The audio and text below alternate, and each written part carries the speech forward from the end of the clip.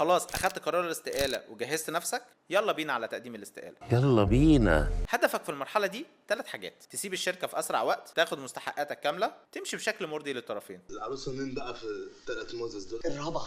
المفروض ان في قوانين بتحكم موضوع انهاء العقد، اللي بيكون طبعا واحد من 3 سيناريوهات لو في فترة التجربة، وده بيحق للطرفين انهاء العقد فيها. يا جدعان ولا اعرف الراجل ده ولا الراجل ده. عدم تجديد العقد، وده بتقوم فيه باشعار الشركة بصورة رسمية. الانهاء اثناء سريان العقد، وطبعا بيكون في العقد شرط جزائي للطرفين. خلي بالك في الفترة دي ممكن الشركة تتمسك بيك. لا ما تحرجنيش اكتر من كده يا علاء، ما تبص كوعي ارجوك. ويحصل ريمونتادا ويوفروا لك كاونتر اوفر، بس لازم تحط في اعتبارك انك لو رجعت في كلامك ده هيخليهم يعملوا تجهيز لبديل ليك. انا ماليش بديل، تدور تجيب براحتك برضه مش هتلاقي. وطبعا الشركات بتختلف في طريقه الانهاء مع الموظفين، ففي طبعا الشركات المحترمه اللي بيبقى عندهم HR بوليسيز واضحه، ودول بيدوا للموظفين مستحقاتهم. الطعابة والحلاوة دي أقسم بالله. وفي طبعا شركات بتتحول، وده في وقت انهاء العلاقه التعاقديه مع الموظف، تعطيل في الاجراءات، تاخير في المستحقات.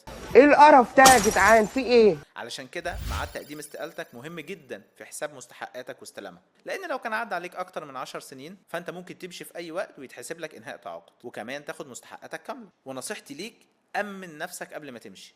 ان شاء الله، والف الف مبروك.